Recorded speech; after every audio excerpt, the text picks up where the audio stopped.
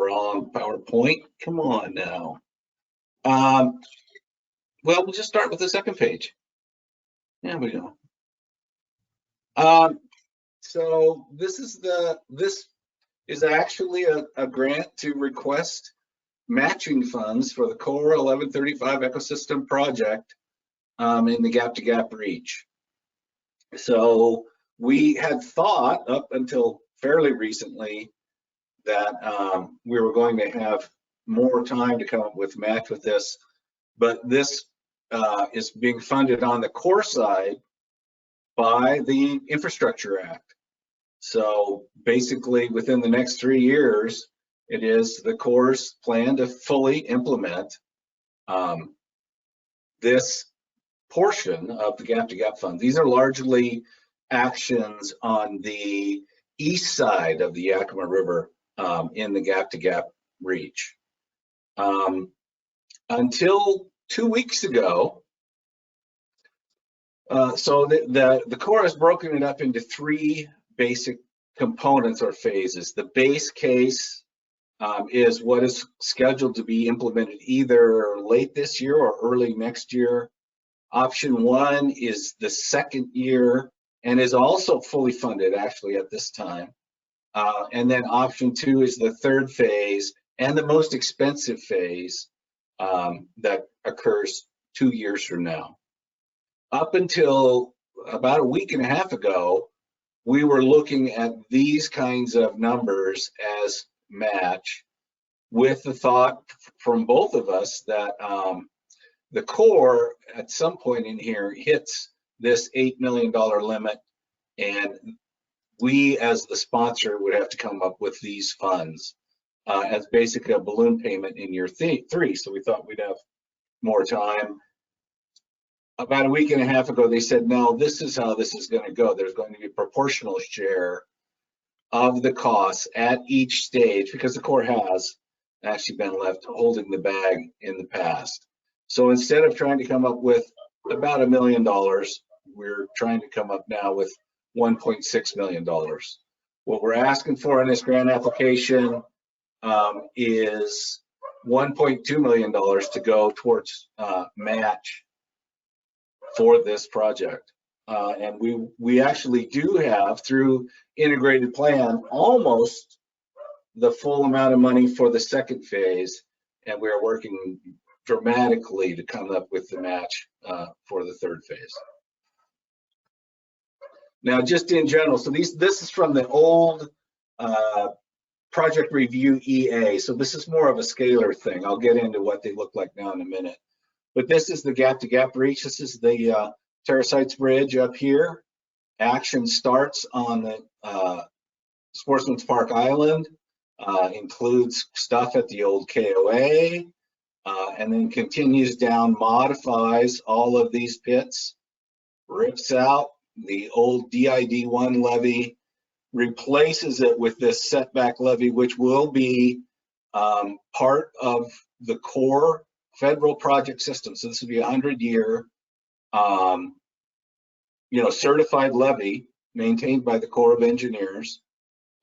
So basically, the impact of this is the addition of 330 acres or so of active floodplain from just this project alone. And what you can't see on this is it's a big deal that this comes out and these flow paths are opened, because it actually allows channel migration to another 700 acres or so of Bureau of Reclamation owned ground. South of the project, it allows channel migration, natural flood flows, and all those things to occur on ground south that has already been purchased by the Bureau. And now I'm going to get out of that. I'm going to close that. I'm going to grab this. I'm going to go there and take this over if I can. These are too big to actually put on a PowerPoint, so I'm innovating. You guys see this? These are PDFs of the actual design. Yep. So this is the base case, phase one.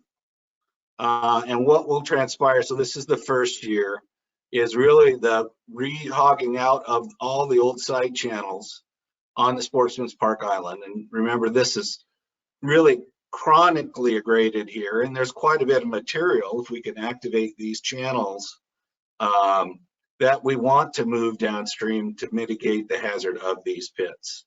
Most of this material and most of the wood that's going to come out of these channels is going to go down here to the new pits and begin the filling process of these pits and reconnection of those pits to the floodplain. We already own these in fee, thanks to the integrated plan and the surfboard and floodplains by designs projects in the past. We did, relating to a past project, we did actually open this up in 2009, I think. And that has created this little teeny island here, which is actually squeezing off the channel. And so conditions are actually really good to encourage flow, year-round flow, high velocity flow, to recolonize this part of the island. So you will go from a very, very, very simplified channel form to a very complex wood choke shaded, all kinds of channel form on this part of the island. Option one, the next year, is really tearing out the old abandoned federal project levee that was replaced by a setback levee in 2011, and creation of a little bit better road to haul material to these pits for phase three, and some reconfigurations on central premix, which we hold a conservation easement on, and on both sides of central premix, just down here. This will facilitate the new levee, some culvert improvements, because these are both plugged right now, and just kind of restoration of the alignment for Blue Slough in the ultimate plan. And then the final phase is really the removal of this cross dike. Most of this material, this is really the old fill for SR24, which used to go out here. So it's beautiful material. And there's enough material in here to actually create this whole levee setback system here, because that levee setback system is only 7 foot tall because you've moved it so far away from the river. It doesn't need to be very tall. And then there's going to be some roughness elements here to keep this from flooding too often and stranding fish, but allowing it to flood during major flood events. And then the DID1 levee, basically all of it gets hauled and put into these pits. And the idea here is to break these pits up into smaller pieces so that if any one piece gets captured, it's not as big a avulsion hazard as it would be if the whole thing got captured, and to get just a whole bunch more habitat diversity out of it. There'll be a variety of depths and widths and sizes of new cells post-project. Right now, Central Premix is discharging their wastewater into this pond in an effort of the grand scheme things to accelerate filling in those pits. That will continue with the most isolated section here for at least another 5 or 6 years of trying to fill this back part of this pit in, which is the deepest part, and life will go on. Oh, sorry, I missed a step. In this project too is the actual, we're funded by the integrated plan to reconnect Blue Slough. So basically we will put in a computer controlled gate here with the flow now coming down through here. We'll lower the existing gate by almost 6 feet so we can account for variations in flow and channel depth, and restore flow into Blue Slough. And that will be a computer controlled head gate. So basically we will take the existing non-normative flow and run it backwards so we can control the gate up to almost 70 CFS of flow to replicate the spring freshet.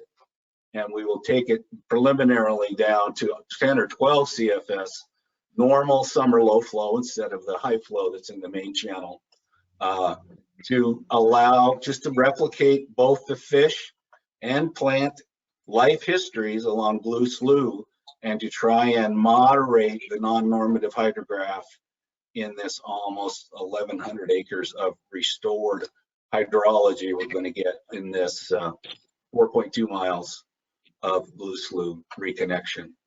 There are still going to be, I think, 3 upstream fish passage barriers, just little waterfalls, which we need to do in another phase. But this will open full fish passage downstream, and they will be able to get out and go down the other way. And that's, you know, Markham battle with Chinook life histories. The coho will probably more want to come up into the bottom, but there will be flow once again in the lower 2.5 miles, which isn't blocked off to access down through here. Thank you, Joel. Yes. We'll have to actually take any more questions or anything like that at the virtual site tour. Yeah. And go on to Whiskey Creek barriers at this point. Okay. Unless there's anything that's absolutely critical that you wanted to mention right now. Nope. Nope. Okay, well, thanks again.